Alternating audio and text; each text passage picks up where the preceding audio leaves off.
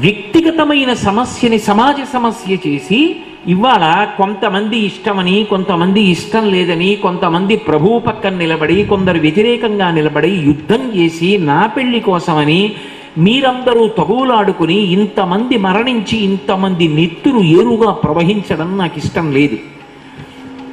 ఎప్పుడైతే ఒక స్త్రీ మర్యాద అబలా అన్న పేరుతో మంట కలిసిపోతోందో, ఎప్పుడైతే మనం ఎదురు తిరిగి నిలబడలేకపోతున్నామో, మన ఇచ్ఛానుసారం నడవలేకపోతున్నామో, అది 10 మంది సమస్య చేసి 10 మంది దానికోసం మరణించేటట్టు చెయ్యడం కన్నా మనకు ఆ విషయం ఇష్టం లేదు కాబట్టి మనం శరీర త్యాగం చేయడం మంచిది.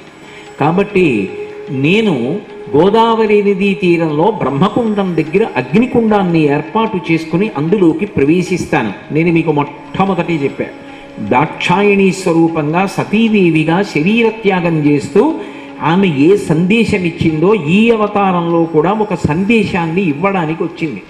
నేను అగ్నికుండ ప్రవేశం చేస్తాను. ఈ సిద్ధాంతమును అంగీకరించిన వారు కూడా అగ్నికుండ ప్రవేశము చేయవచ్చు. 102 గోత్రముల వారు అగ్నికుండములను ఏర్పాటు చేసుకున్నారు. తల్లిది ఒకటి, 103 అగ్నికుండాలు. గోదావరి నదీ తీరంలో బ్రహ్మకుండం దగ్గర 103 అగ్నికుండములను ఏర్పాటు చేసి ఆ తల్లి అందులోకి ప్రవేశిస్తూ ఒక మాట చెప్పింది. ఇక పైన మీరందరూ ఒక్క మాట జ్ఞాపకం పెట్టుకోండి. ఊరూతదస్య యద్వైశ్య అని కదు వేదవాక్యం.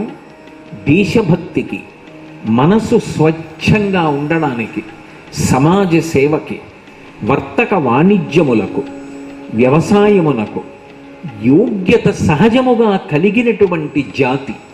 కాబట్టి మీరు వాటి యందు మనసు లగ్నం చెయ్యండి, విజయం సాధిస్తారు.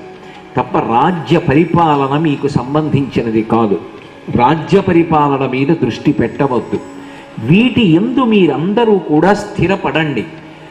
నా మాటని మీరందరూ కూడా తల్లి మాటగా స్వీకరించండి అని చెప్పి అగ్నికుండ ప్రవేశం చేసేసి శరీర త్యాగం చేస్తుంటే మిగిలిన వారికి అనుమానం వచ్చి, అమ్మా నీ యథార్థ స్వరూపాన్ని ప్రకాశింపచేయి, నువ్వు చిట్ట చివర చరమ సందేశంగా మాకు ఈ వాక్కులు వినిపించావు, అసలు నువ్వెవరు అని అడిగారు. అసలు నువ్వెవరు అని అడిగినప్పుడు ఇప్పుడు మీరు దేవాలయంలో చూస్తున్నటువంటి పరదేవతా స్వరూపాన్ని ప్రకాశింపచేసింది.